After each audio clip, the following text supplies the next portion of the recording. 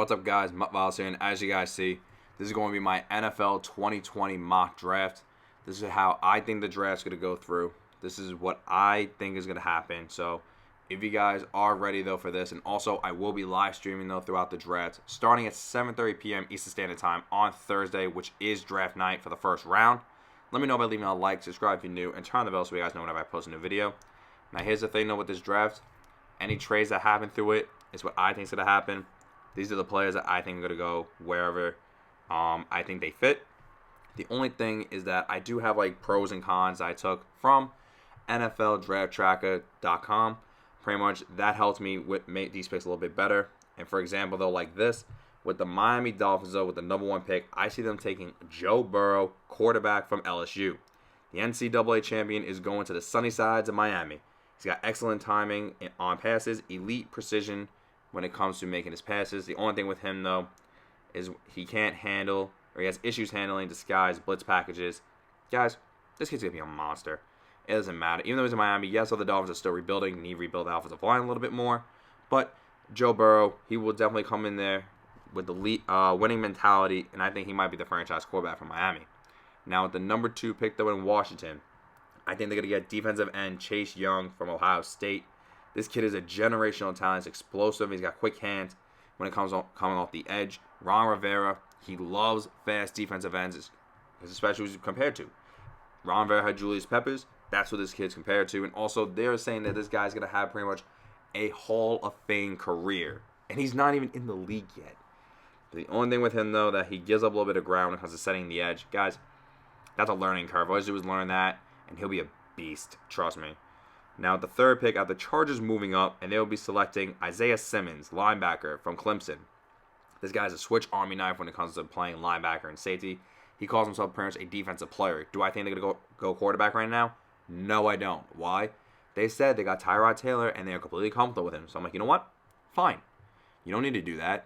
Let's go get a dual threat defensive player. The only thing with him, though, when it comes to man coverage, he doesn't have that speed. But this guy comes in with power when it comes to coverage and tackles. This guy's going to be a beast, especially if you got one on your team already in Derwin James in the secondary. Now, with the 4th pick, I got the Giants taking, what's his name? Jarek Wills, tackle, Alabama. This guy is extremely athletic. He can protect with a wide lock base. You can now either cut ties or trade Nate Solder, or you can move him to right tackle. But the only thing with him, though, he'll try to overextend on blocks, especially when it comes to pass protection, and that's when he'll lose those fights. But if you got Chase Young in there, trust me, Wilkes, you need to correct that very, very quickly because he's going to destroy you. But other than that, I can see him protecting Daniel Jones for a long time. Now with the 5th pick, Cincinnati, you are getting your franchise quarterback in Justin Herbert, quarterback from Oregon. This guy's a pro-ready frame. He's got a rocket up in the arm. The only thing with him is that he struggles with pressure. But hey, guess what? He's a pocket passer. That's the reason why. So I'm not expecting this guy pretty much to go run like Lamar Jackson. Not at all.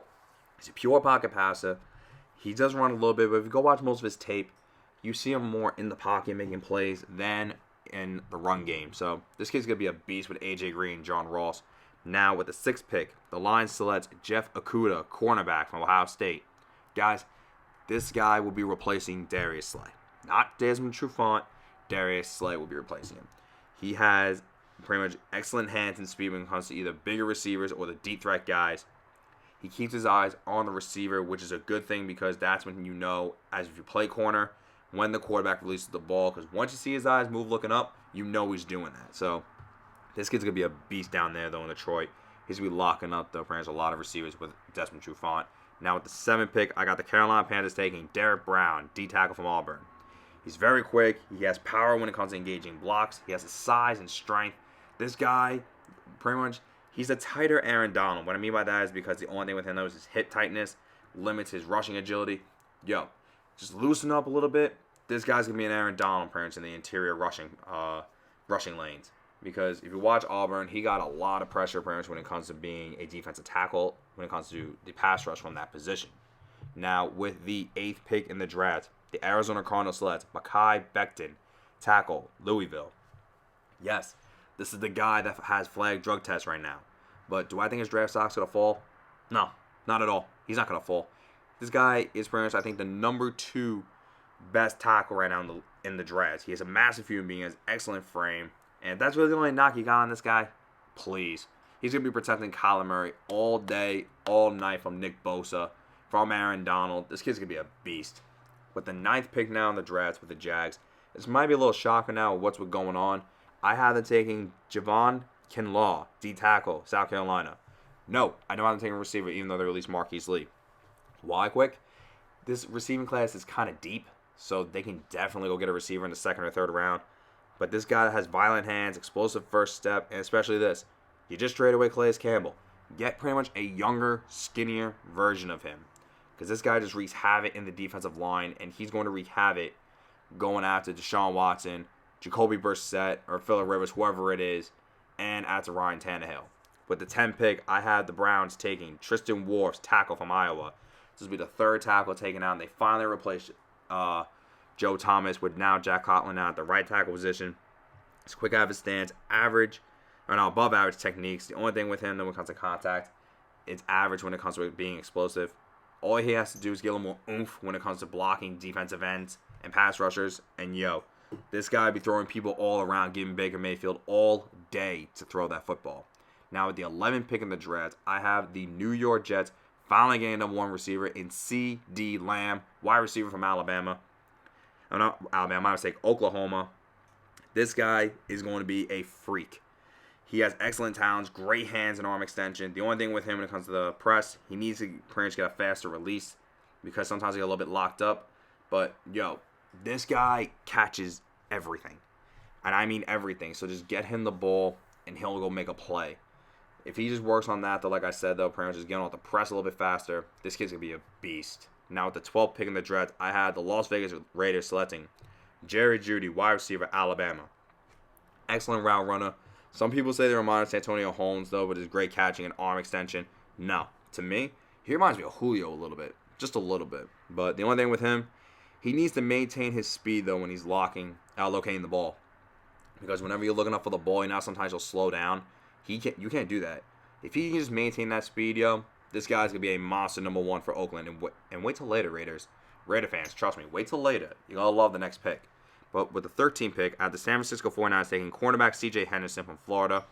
He's going to be lining up right next to Richard Sherman. And this guy, he attacks the run.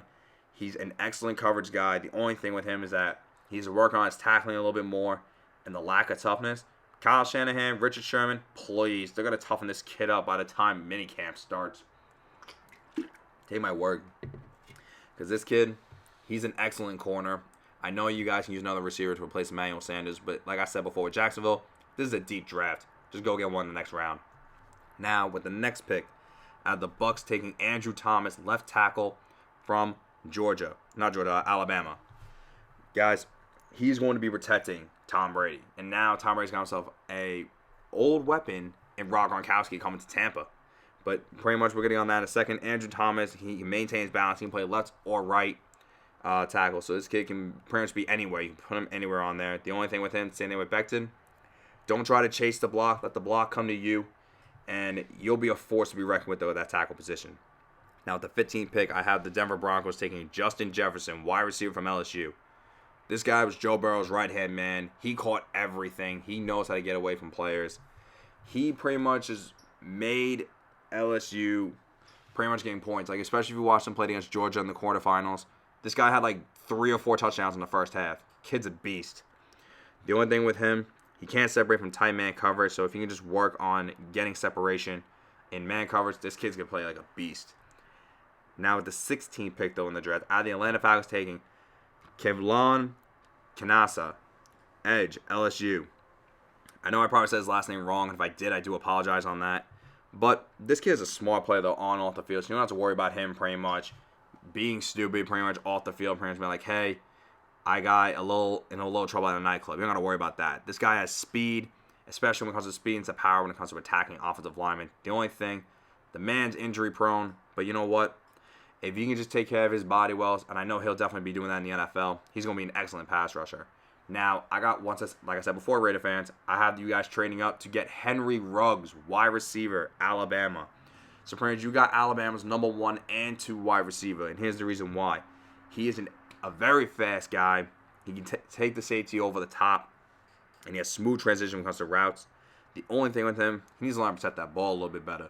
If he has ball security issues, if he can just work on that, guys, Terrell Williams, Henry Ruggs, Jerry Jeudy, Darren Waller, Derek Carr is about to have a MVP career, early season. Now, with the next pick, I have the Dolphins taking Patrick Queen, linebacker, LSU. Now, why linebacker quick? They need to get that leader of the defense, and that's what I think Patrick Queen can be. He has an impact hit on separation. He's quickness when it comes to laterals, though. What I mean by that is pretty much going up and down field, side to side. He's very quick. The only thing with him, he doesn't have much experience. He's only a one-year starter at LSU. So you know what? If he can get a little more experience in there, he will definitely be a wreak of havoc when it comes to that Miami defense now with Kyle Van Noy. Now, with the next pick, which is the 19th pick out of the Dallas Cowboys taking Jeff Gladney, cornerback, TCU. He's a lockup corner. The guy comes in like a cruise missile when it comes to blitzing. The only thing with him, though, he's got a bigger body, so it's like quick receivers like Odell Beckham, Tyreek Hill maybe. He can have a little bit of a disadvantage, so you would need a safety over the top of this guy. But, this guy's going to replace Byron Jones and just lock up there in Dallas. I can see it already, though. Dallas, go get him. You already have your receiver. Go get this guy. Now, I have another trade-up, which is going to be the New Orleans Saints, because who's still on the board at quarterback? Tua Tagovailoa is going to New Orleans. Now, the reason why, he is a dual-threat quarterback. He can make all the throws. He has an 8.1 touchdown to interception ratio. The only thing with him, yes, he did have that hip injury. Yes, he did hurt his ankles a year or two ago. But you know what? He didn't have to start yet. They have Drew Brees for another year or two. Let him sit back and learn from him. And what they're comparing him to is the left-hand Drew Brees. Now, if this kid just sits back, learn the playbook, they're going to have some fun when Drew Brees retires and goes to ESPN. Now, the 21st pick out of the Philadelphia Eagles taking Zach Banyan, linebacker, Wisconsin. He has excellent speed, good tackling. He's a quick trigger when it comes to disrupting the backfield. What I mean by that is, once he gets in the backfield, he is very quick in getting there. He's very quick at pretty much making a run play that could be 7 yards into nothing. The only thing, he really doesn't like playing. He has like a lack of desire, pretty much, as the pass rusher. If he can just get over that, pretty much, this kid is going to be an excellent linebacker when it comes to Philly, because they're comparing to guys like Kyle Van Noy. And have you seen him play in the NFL? Trust me, this kid's going to be a beast. With the 22nd pick, I have the Vikings taking AJ Epinesa, defensive end, Iowa. Now, why would I go defensive end if they need a receiver? Because he has excellent size, length, and power. And another reason why as well, even though his speed rushing ability is below average, you just cut Everson Griffin, who's been an excellent defensive end for you guys. Why not get this guy a lot younger, especially because Griffin doesn't want to come back. You can just use this guy on a rookie contract, and this kid will make plays just like Everson Griffin did as well. Now, with the 23rd pick, New England. I know Tua just got taken off the board for you, but guess what? You got Jordan Love, quarterback from Utah State. Now, this guy that they've been talking about, though, his draft stock's been going up a little bit. But the thing with him, he's tall in the pocket, he's a natural thrower, and he's athletic between the hashes. The only thing with him, his deep ball ain't that good at around like 32%.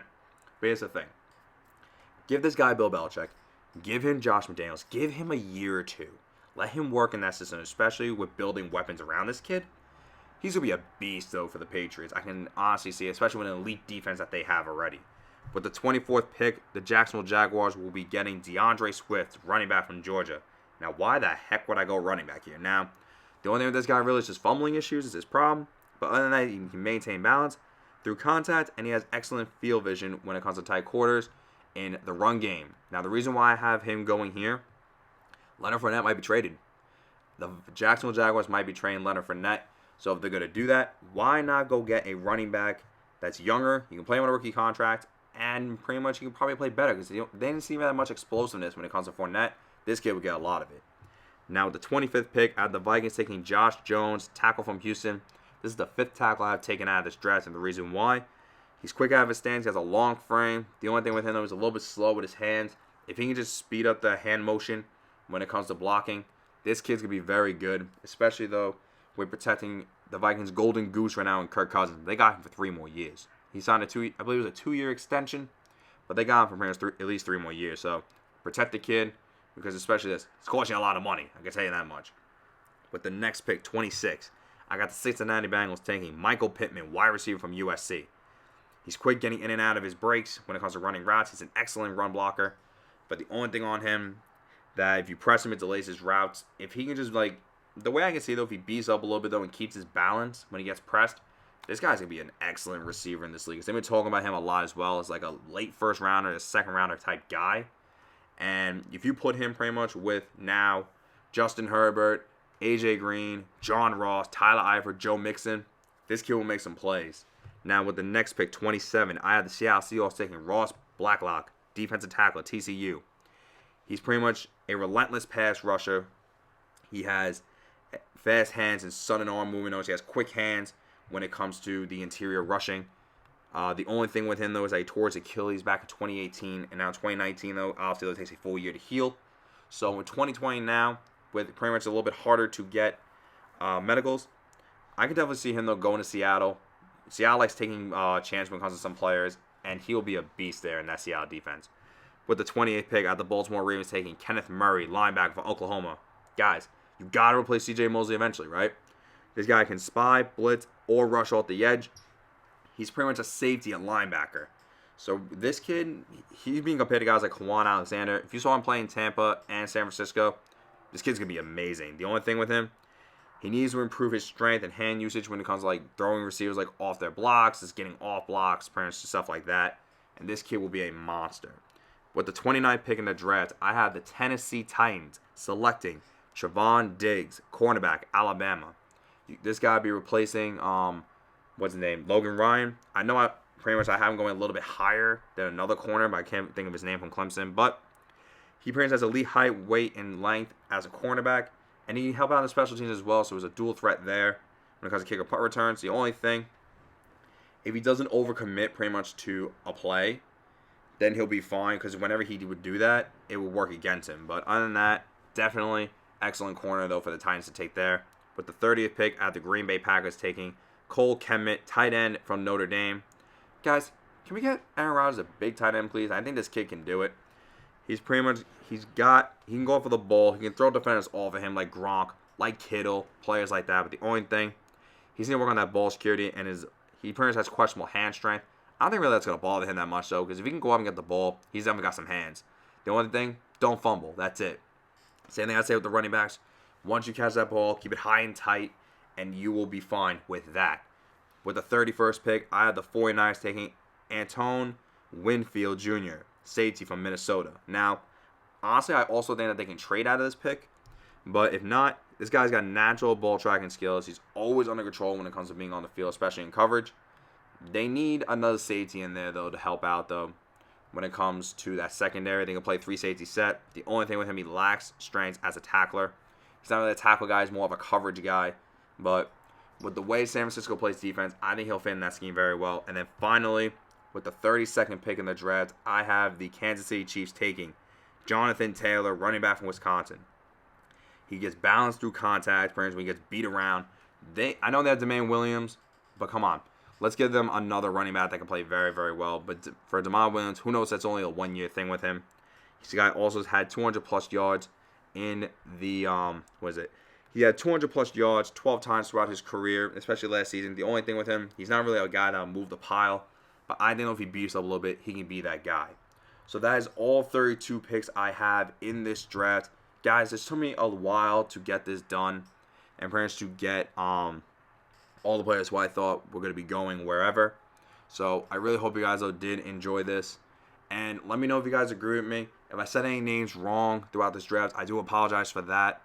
Other than that, one last thing I want to say. Actually, I got two things. One, yesterday, though, I did upload a video. But yes, I did take it down because I had no energy in that video, to be honest with you. So I did not want to waste you guys' time with that. So I just got rid of it immediately. I took it down this morning. I thought maybe it would be smart to put that up. But I'm thinking in my head, dude, that was it was way, way bad, in my opinion. So anyway, with that, I will be live streaming, like I said, on Thursday at 7:30 for the NFL draft for the first round. But anyways, that's going to do it for me. I hope you guys did enjoy this video. If you guys did, please do me a favor and leave a like. Subscribe if you want new. Turn on the bell so you guys know whenever I post a new video. Follow me on Twitter. My link will always be in the description below. I hope everyone has a great day. And I'm out, guys. I will catch you in the next video.